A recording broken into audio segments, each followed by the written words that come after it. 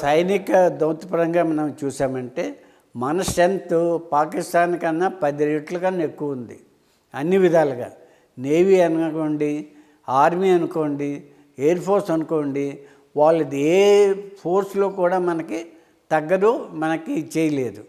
మనకి చిన్న చిన్న హాని తప్ప పెద్ద హాని చేయగలిగిన శక్తి వాళ్ళ దగ్గర లేదు. వాళ్ళు ఏదో మా అటమిక్ బాంబ్స్ ఉన్నాయి, దాన్ని అటమిక్ బాంబ్స్ మేము డిస్ట్రాయ్ చేస్తాము అని ప్రగల్భాలు పలుకుతున్నారు తప్ప అవి ఏమీ అవ్వవు. ఇప్పుడు ఇంటర్నల్గా నాకు తెలిసినటువంటి ఒక విషయం ఏంటంటే, even America and Israel are keen to destroy the nuclear sites of Pakistan and Iran. వాళ్ళు ఇంటర్నల్గా వాళ్ళు కూడా ప్లాన్ చేస్తున్నారు.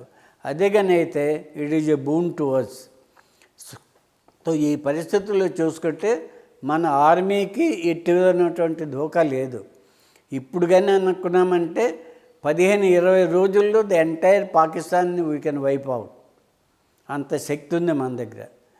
కానీ ఇంతవరకు ఏంటంటే ప్రపంచ దేశాల్లో మనం చెడ్డవకూడదు అన్నటువంటి ఉద్దేశంతో మన యొక్క నాయకులందరూ అలా కూరుకున్నారు. కానీ ఇప్పుడు ఆ నాయకులు కూడా వాళ్ళకి గుణపాఠం నేర్పడానికే సిద్ధమయ్యారు. వాళ్ళు జేలం వాటర్ సప్లై బంద్ చేస్తారు, ఇంకొక దగ్గర నుంచి ఫ్లడ్డింగ్ చేస్తారు కంప్లీట్గా. సో ఎక్కడ ఏ అవకాశం ఉన్నప్పటికైనా విడిచిపెట్టకుండా they are also trying to do their best.